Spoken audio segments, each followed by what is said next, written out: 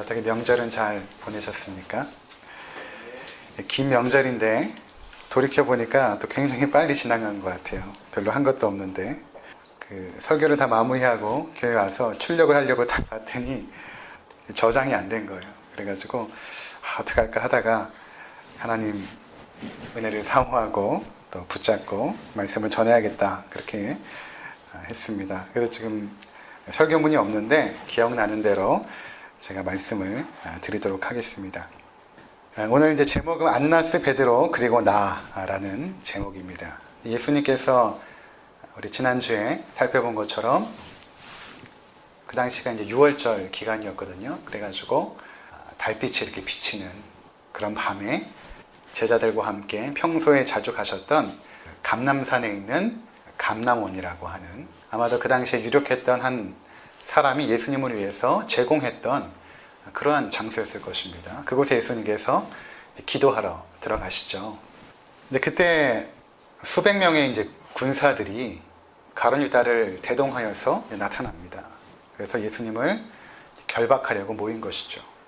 결국에는 예수님을 포박합니다.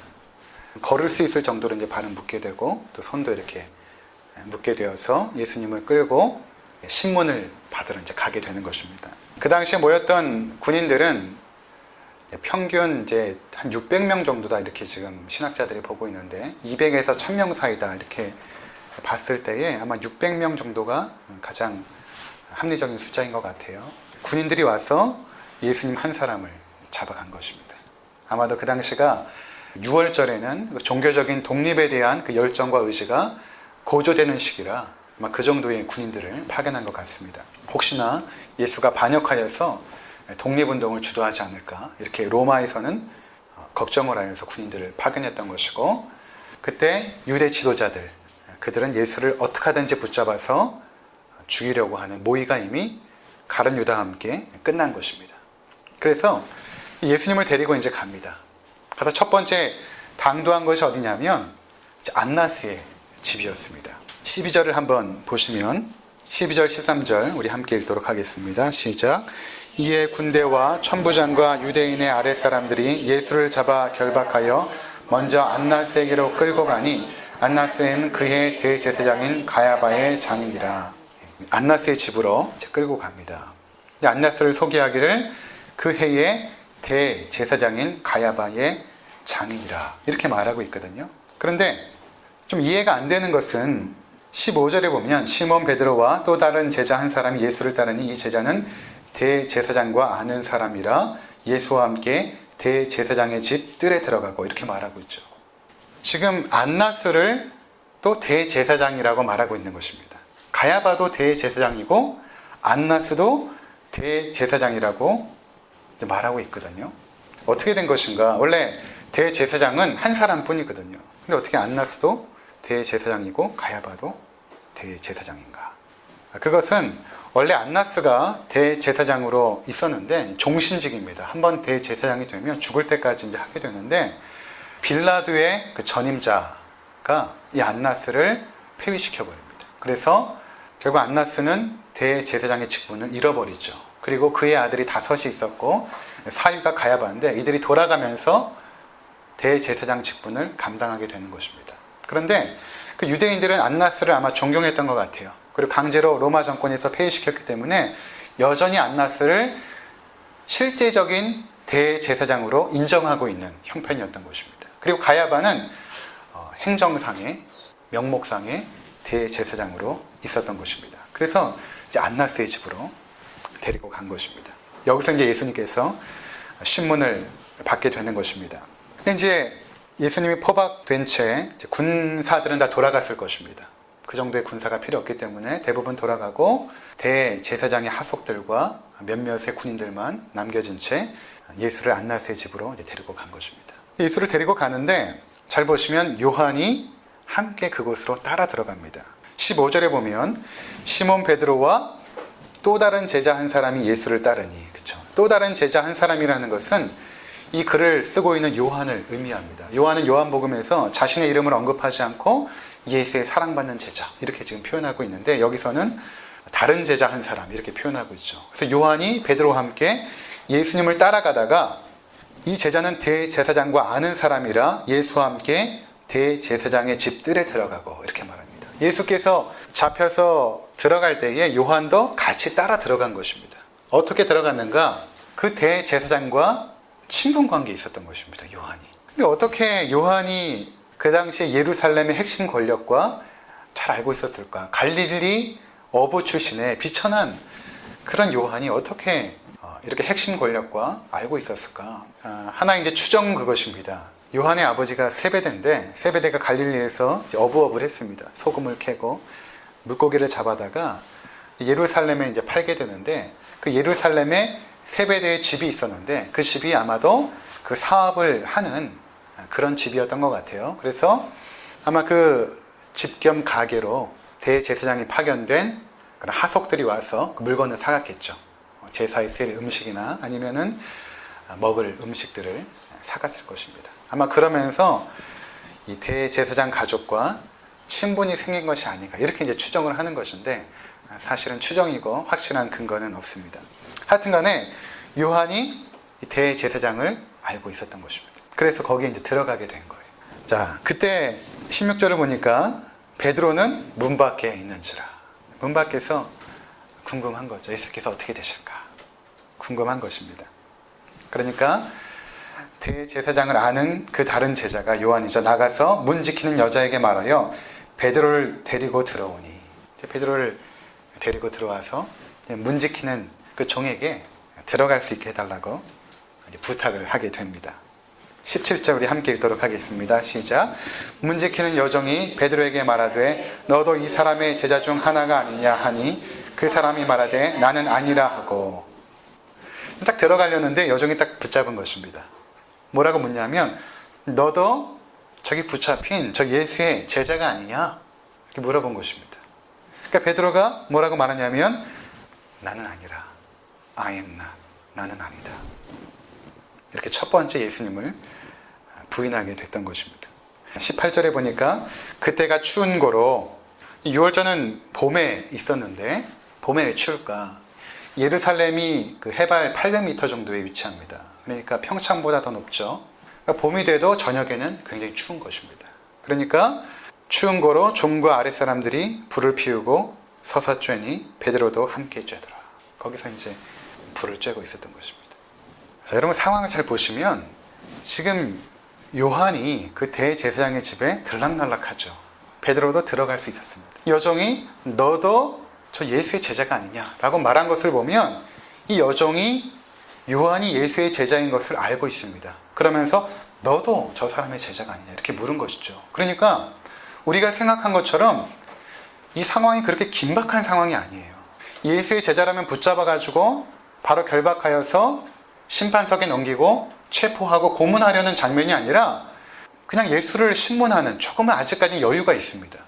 예수님의 제자라고 하여도 그곳을 들어왔다 나갔다 할 정도로. 그러니까 베드로도 지금 긴박한 상황이 아니에요. 그런데 너도 저 사람의 제자가 아니냐? 라고 물었을 때 베드로의 대답은 나는 아니라 이렇게 대답을 한 것입니다. 사람의 그 진심이 순간적으로 나오거든요. 평상시에는 굉장히 하나님을 잘 믿는 것 같고 신실하고 거짓말도 안 하고 늘 하나님 말씀에 순종하는 것 같은데 아주 짧은 순간에 특별히 조금 자신의 유익에 반하는 어떤 일이 딱 생겼을 때 순간적으로 그 사람의 본심이 나옵니다. 베드로가 지금 이런 상황인 것입니다. 순간적으로 자신 안에 있는 본심이 나온 것입니다. 바로 하루 전날 뭐라고 얘기했냐면 너희 중 한 사람이 나를 답할 것이다. 예수님께서 말씀하셨을 때 베드로는 예수님 모두가 예수님을 버릴지라도 나는 주를 위하여 목숨을 버리겠나이다. 하루 전날까지도 그랬던 사람이 베드로였습니다. 그런데 나는 저 사람을 모른다. 나는 저 사람의 제자가 아니다. 이렇게 베드로가 대답을 했던 것입니다. 자, 그리고 성경은 예수님의 심판받는 모습과 베드로의 모습을 번갈아 가면서 보여줍니다. 마치 영화로 찍는다고 한다면 하나의 앵글로 신문석을 보여줬다가 베드로를 보여줬다가. 그러니까 지금 성경이 초점을 맞추고 있는 것은 안나스 앞에 선 예수님뿐만 아니라 베드로에게도 지금 초점이 있는 거예요. 베드로를 통해서 뭔가 우리에게 말씀하고 싶은 메시지가 있었기 때문에 지금 이렇게 기록하고 있는 것이거든요. 19절부터 보면 예수님과 안나스의 신문 과정이 나옵니다. 대제사장이 예수에게 그의 제자들과 그의 교훈에 대하여 물으니 예수께서 대답하시되 내가 드러내놓고 세상에 말하였노라. 모든 유대인들이 모이는 회당과 성전에서 항상 가르쳤고 은밀하게는 아무것도 말하지 아니하였거늘 어찌하여 내게 묻느냐. 내가 무슨 말을 하였는지 들은 자들에게 물어보라. 그들이 내가 하던 말을 아느니라. 지금 안나스가 궁금한 것은 예수께서 정말로 자신이 신적인 존재인지, 내가 하나님과 동등되었고 내가 하나님의 아들이라고 가르쳤는지를 확인하고 싶은 것입니다. 물론 그가 알고 있었죠. 하지만 예수의 입술을 통해서 그것을 확인하고, 신명기 13장에 보면 거짓 선지자는 돌에 쳐 죽게끔 되어 있었기 때문에 예수를 거짓 선지자로 몰아 결국에는 죽이려고 했던 것입니다. 근데 예수께서 뭐라고 대답하냐면 나는 거짓 선지자들처럼 그렇게 은밀하게 사역을 한 적이 없다. 나는 공적으로 공개적으로 사람들 앞에 가르쳤고 교훈하였다. 이렇게 대답을 한 것입니다. 그러니까 네가 사람들한테 물어보면 될 것이 아니냐. 예수님께서 굉장히 당당하고 합리적인 진술을 하고 있는 것입니다. 그랬더니 22절에 보니까 예수 옆에 있던 자가 손바닥으로 예수를 치죠. 여기서 쳤다라는 그 단어를 보니까 세게 한 대를 때린 것입니다. 아마 예수님의 뺨을 때렸던가 예수님의 입을 때렸겠죠. 23절에 예수께서 대답하시되 내가 말을 잘못하였으면 그 잘못한 것을 증언하라. 바른 말을 하였으면 내가 어찌하여 나를 치느냐 하시더라. 예수님께서는 지금 합리적인 재판을 요구하고 있는 것입니다. 왜 이렇게 지금 불법적으로 나를 붙잡아서 불법적으로 신문하고 또 나를 때리기까지 하느냐. 지금 굉장히 다급한 거예요. 이 유대 종교 지도자들과 이 로마 당국이 굉장히 다급하게 이 일을 벌이고 있는 것입니다. 밤에 붙잡았고 밤에 신문을 하는 것입니다. 세상에 어떤 재판이 야심한 밤에 재판을 합니까? 그럴 수가 없거든요. 역사상 이런 재판은 없었습니다. 예수님을 밤에 붙잡고 증인들도 세우지 않고 그 밤에 신문을 하고 있는 것입니다. 근데 예수님 너무 당당하고 예수님의 답변이 너무 합리적인 거예요. 그렇지 않습니까? 그래서 안나스가 결국에는 예수님을 가야바에게 보냅니다. 24절에 보니까 안나스가 예수를 결박한 그대로 대제사장 가야바에게 보내니라. 그렇게 예수가 이제 가야바에게 신문을 받으러 가게 됩니다. 그 장면은 이제 다음 주에 등장하게 되고, 이때 성경은 다시 베드로를 주목하죠. 25절부터 27절까지 우리 함께 읽도록 하겠습니다. 시작. 시몬 베드로가 서서 불을 쬐더니 사람들이 묻되 너도 그 제자 중 하나가 아니냐. 베드로가 부인하여 이르되 나는 아니라 하니 대제사장의 종 하나는 베드로에게 귀를 잘린 사람의 친척이라. 이르되 내가 그 사람과 함께 동산에 있는 것을 내가 보지 아니하였느냐. 이에 베드로가 또 부인하니 곧 달기 울더라. 25절에도 불을 쬐다가 이제 옆에 있는 사람이 베드로가 예수의 제자인 것 같아요. 너도 예수의 제자 아니냐? 물으니까 베드로가 부인하여 이르되 나는 아니라. 두 번째 예수님을 부인합니다. 근데 그 중에 누가 있었냐면 그 베드로가 붙잡힐 때에 그 단칼을 써서 휘둘르다가 대제사장의 종 말고의 오른쪽 귀를 베지 않습니까? 그 사람과 친척 관계에 있는 사람이 있었어요. 그러니까 정확히 베드로를 알고 있는 것이죠. 예수의 제자인 줄을. 자신의 친척 말고의 귀를 벤 것도 알고 있고. 그러니까 내가 네가 예수의 제자인 줄 알고 있는데 너 제자 아니냐? 이렇게 물어본 것입니다. 그랬더니 베드로가 또 나는 아니라. 그렇게 이제 대답을 합니다. 세 번째 예수님을 부인합니다. 그리고 나니까 예수님의 예언처럼 내가 닭 울기 전에 세 번 나를 부인하리라 했던 그 말씀처럼 달기 울었던 것입니다. 자, 우리가 여기까지 이렇게 살펴보면서 한 사람은 안나스, 그리고 한 사람은 또 베드로, 이 두 사람의 모습을 우리가 보게 됩니다. 어떻게 대제사장이 예수님을 불법적으로 신문하는 자리에 서게 되었을까? 이것이 우리의 첫 번째 질문인 것입니다. 왜냐하면 여러분, 대제사장은 구약 성경에 능통하고 또 하나님 앞에 나아가는 제사를 집행하였던 수장이었던 것입니다. 무엇보다도 하나님 말씀에 능통했을 뿐만 아니라 많은 사람을 위하여 기도하고 그들의 죄를 속하는 제사를 드리면서 이스라엘 민족을 지도했던 종교적인 지도자였던 것입니다. 창세기부터 시작하여서 말라기까지 하나님의 말씀을 모르는 것이 없을 정도로 능통했던 그 사람. 하나님 말씀을 늘 사람들에게 전했고 율법에 순종하였으며 늘 제사의식을 통하여 마침내 올 메시아를 기대했던 그 대제사장. 근데 그 사람 앞에 구약에서 오리라고 했던 예수 그리스도가 쓴 것입니다. 그런데 안나스는 그 메시아를 알아보지 못하고 신문하고 있는 것입니다. 그러면 이것이 보여주는 것이 무엇일까요? 이것은 바로 구약에 나타난 그 어떤 율법과 종교적인 행위로 우리가 결코 예수 그리스도에게 나갈 수 없다는 것을 보여주는 것입니다. 우리가 결코 구약을 통하여서 어떠한 열심과 순종 행위를 통해서 또 많은 수많은 제사 행위를 통해서 하나님 앞에 나아갈 수 없다는 것, 곧 구원받을 수 없다는 것을 보여주는 장면인 것입니다. 또 한편에서는 베드로가 등장하죠. 하루 전날까지도 내가 죽기까지 예수를 따르겠습니다 했던 베드로. 그가 아주 쉽게 믿음을 저버립니다. 아주 쉽게. 생명의 위협을 받는 상황도 아닙니다. 아주 쉽게 예수를 버리죠. 이것이 보여주는 것이 무엇입니까? 우리의 열정과 우리의 열심과 우리의 헌신으로 결코 예수 그리스도께 갈 수 없다는 것을 보여주는 것입니다. 이런 생각을 해보았습니다. 대제사장이라고 하면, 오늘날로 하면 아마 대한예수교 장로회의 총회장 정도, 아니면 신학교의 총장 정도 되는 그런 사람일 것입니다. 그러한 직분이 구원을 보장하지 않는다는 것입니다. 목사라는 직분, 또 교회가 어떤 직분이라 할지라도 그 사람이 그러한 직분을 가졌다고 해서, 그러한 위치에 있다고 해서 그것이 예수 그리스도를 믿고 순종하며 따라가는데 조금 더 보탬이 될 수 없다는 것을 의미하는 것입니다. 베드로가 보여주는 것은 무엇입니까?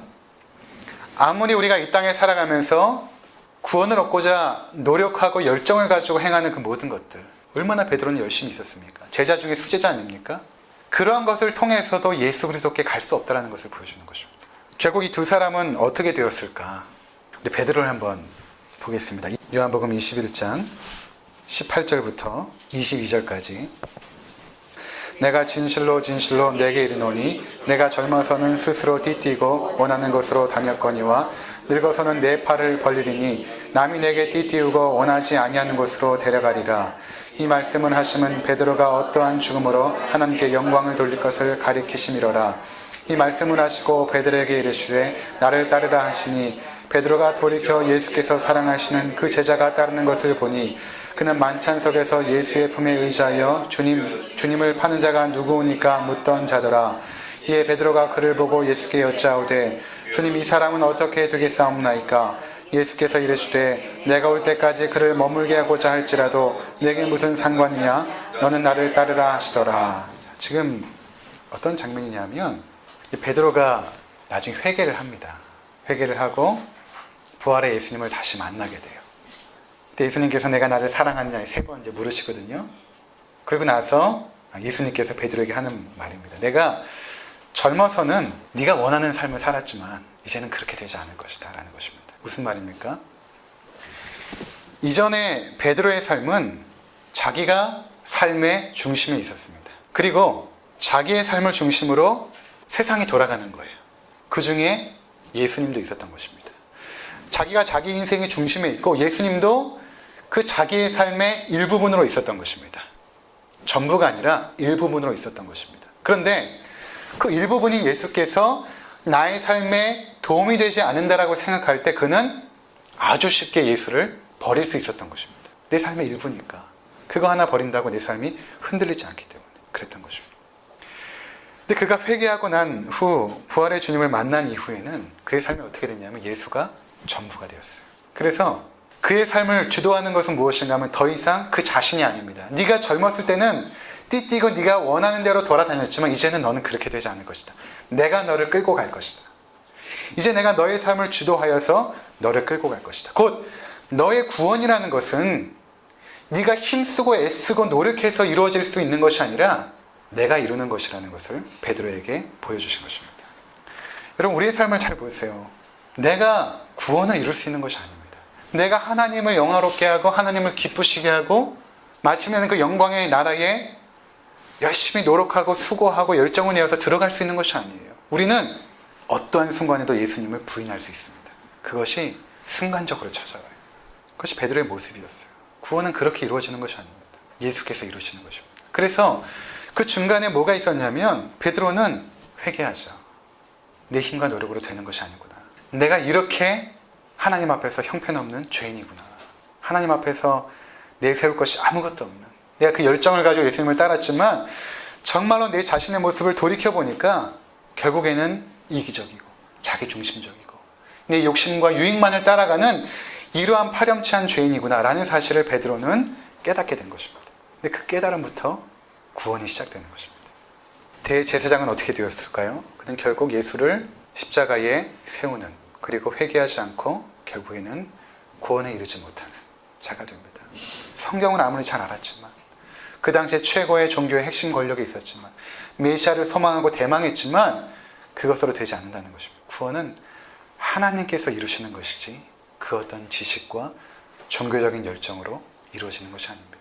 그러니까 베드로가 이제 궁금한 것입니다. 나의 삶이 이렇게 내가 원하는 대로 되는 것이 아니라 하나님께서 나를 주관하여서 데리고 간다면, 그 옆에 이제 요한이 있었거든요. 베드로 옆에 20절에 이렇게 소개하잖아요. 예수의 품에 의지하여 주님을 파는 자가 누구오니까 묻던 자더라.